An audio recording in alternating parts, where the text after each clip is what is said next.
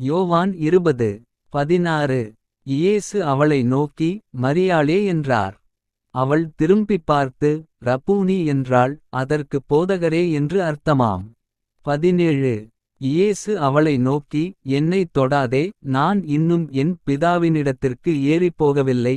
நீ என் சகோதரரிடத்திற்குப் போய், நான் என் பிதாவினிடத்திற்கும் உங்கள் பிதாவினிடத்திற்கும் என் தேவனிடத்திற்கும் உங்கள் தேவனிடத்திற்கும் ஏறிப்போகிறேன் என்று அவர்களுக்குச் சொல்லு என்றார். 18. மகதலேனா மரியாள் போய் தான் கர்த்தரைக் கண்டதையும் அவர் தன்னுடனே சொன்னவகளையும் சீஷருக்கு அறிவித்தாள். 19.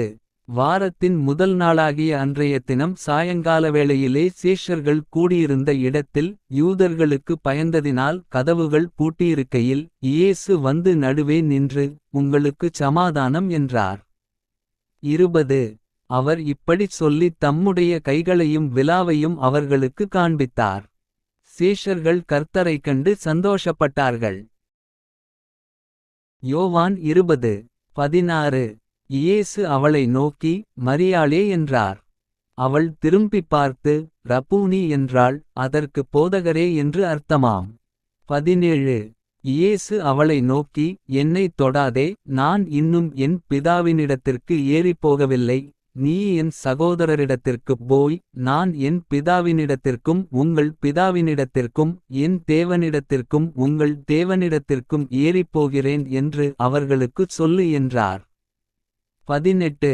மகதலேனா மரியாள் போய் தான் கர்த்தரைக் கண்டதையும் அவர் தன்னுடனே சொன்னவகளையும் சீஷருக்கு அறிவித்தாள். 19.